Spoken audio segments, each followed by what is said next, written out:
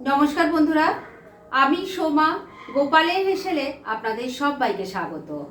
আর কয়েকদিন পরেই মহাশিবরাত্রি, আর তাই আজকে উপবাস ভঙ্গের জন্য একটা অত্যন্ত সুস্বাদু ও স্বাস্থ্যকর রেসিপি আপনাদের সাথে শেয়ার করব। একঘেয়ে সাবু মাখা ওই উপবাস ভঙ্গের পর না খেয়ে আমার আজকের এই রেসিপিটা কিন্তু ট্রাই করতে পারেন। আশা করছি আপনাদের ভালোই লাগবে। তাহলে চলুন সময় নষ্ট না করে রান্নাটা করে ফেলি। আজকে এই উপবাস ভঙ্গের রেসিপিটা তৈরি করার জন্য আমি কড়াইয়ে তেল গরম করে নিয়েছি। এর মধ্যে প্রথমেই দিয়ে দিচ্ছি এক মুঠো কাজু বাদাম, এক মুঠো কিশমিশ দিয়ে দিচ্ছি। এবার এগুলোকে প্রথমে একটু ভালো করে ভেজে নিচ্ছি। কাজু কিশমিশটা ভেজে তুলে নিয়েছি। এবার যে তেল আছে তার মধ্যে দিয়ে দিচ্ছি অল্প একটু ঘি। ঘিটা মেল্ট হয়ে গেছে। আমি এই রান্নাটা তেল ঘি দুটো মিশিয়ে করছি। আপনারা চাইলে পুরো রান্নাটাই ঘি দিয়ে করতে পারেন, কেননা অনেকে উপবাস ভঙ্গের জন্য রান্নাতে কোনো রকম তেলের ব্যবহার করে না। যাই হোক, এর মধ্যে আমি এবার দিয়ে দিচ্ছি অল্প গোটা জিরে, দিয়ে দিচ্ছি একটা তেজপাতা, গোটা গরম মশলা দিয়ে দিলাম। তার মধ্যে আছে 2-3টে এলাচ, 2-3টে লবঙ্গ আর একটা দারচিনি। ফোড়নটাকে কয়েক সেকেন্ড একটু নাড়াচাড়া করে নিচ্ছি। ফোড়নটা একটু ভাজা ভাজা হয়ে গেছে। এবার এর মধ্যে দিয়ে দিচ্ছি 1 চামচ থেতো করা আদা, 4টে চপ করা কাঁচা লঙ্কা দিয়ে দিলাম। ঝালটা নিজেদের টেস্ট অনুযায়ী দেবেন। এবার একটু ভাজা ভাজা করে নিচ্ছি। সমস্ত কিছু একটু হালকা করে ভাজা ভাজা করে নিয়েছি। এবার এর মধ্যে আমি এক এক করে সবজি দেব। প্রথমেই দিয়ে দিচ্ছি আলুর টুকরো। এখানে প্রথমেই বলে রাখছি, আমি যে যে সবজিগুলো দিচ্ছি সেগুলোর মধ্যে যদি কোনোটা আপনাদের অপছন্দের হয় সেটাকে কিন্তু বাদ দিতে পারেন। আমি এখানে একটা ছোট সাইজের আলু নিয়েছি, আলুটাকে ছোট ছোট টুকরো করে কেটে নিয়েছি।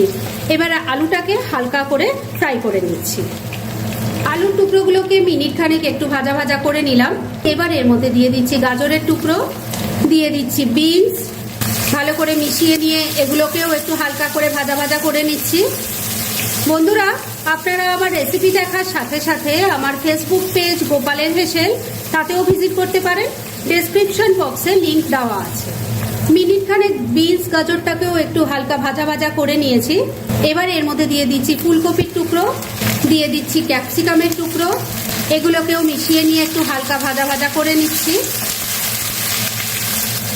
মিনিট দুয়েক সমস্ত সবজিগুলোকে মিশিয়ে নিয়ে একটু ভাজা ভাজা করে নিয়েছি। এবার সবার শেষে দিয়ে দিচ্ছি একটু মটরশুঁটি, এটাকেও মিশিয়ে নিচ্ছি। মটরশুঁটিটাকেও ভালো করে মিশিয়ে নিলাম। এবার এর মধ্যে দিয়ে দেব শ্যামা চাল। আমি এখানে বড় কাপের 1 কাপ শ্যামা চাল নিয়েছি, আর এটাকে আধ ঘন্টা জলে ভিজিয়ে রেখেছিলাম। এই শ্যামা চালটাকে অনেকে আবার কাউনের চালও বলে থাকেন। তো এই চালটা কিন্তু উপবাসের দিন ভীষণ কাজে আসে। চালটা এবার দিয়ে দিচ্ছি। এর সাথে দিয়ে দিচ্ছি নুন। উপবাস ভঙ্গের জন্য যে কোনো রান্নায় সন্দক লবণ দিতে হয়, কিন্তু আমার কাছে এখন সেই নুনটা নেই বলে আমি রেগুলার যে নুন ইউজ করি সেটাই আমি দিলাম। তবে আপনারা উপবাস ভঙ্গের জন্য যদি এই রান্নাটা করে থাকেন তবে কিন্তু সেখানে সন্দক লবণ দেবেন। ভালো করে মিশিয়ে নিচ্ছি। ফ্লেমটাকে লো আর মিডিয়ামের মাঝামাঝি রেখে চালটাকে সমস্ত সবজির সাথে মিশিয়ে একটু হালকা ভাজা ভাজা করে নেব। খুব বেশি কড়া ভাজা কিন্তু সবজি বলুন চাল বলুন কোনোটাই হবে না। এই রান্নাটাতে সবজিটা একটু ক্রাঞ্চি থাকলেই খেতে বেশি ভালো লাগে, আর চালটার যে স্টিকিনেসটা থাকে সেটা একটু হালকা ভাজা ভাজা করে নিলে সেটা চলে যায়। মিনিট খানিক চালটাকেও সবজির সাথে মিশিয়ে নিয়ে একটু নাড়াচাড়া করে নিয়েছি। এবার এর মধ্যে জল দিয়ে দেব। এই জলটা কিন্তু একটু বুঝে দিতে হবে। আগেই বলেছি চাল আমি 1 কাপ নিয়েছি, তাই জল দিয়ে দিচ্ছি এখানে 2.5 কাপ। আর এই জলটা কিন্তু উষ্ণ গরম জল। ভালো করে মিশিয়ে নিচ্ছি। সবকিছু খুব ভালো করে মিশিয়ে নিয়েছি। এবার এই পর্যায়ে আমি দিয়ে দিচ্ছি অল্প একটু চিনি।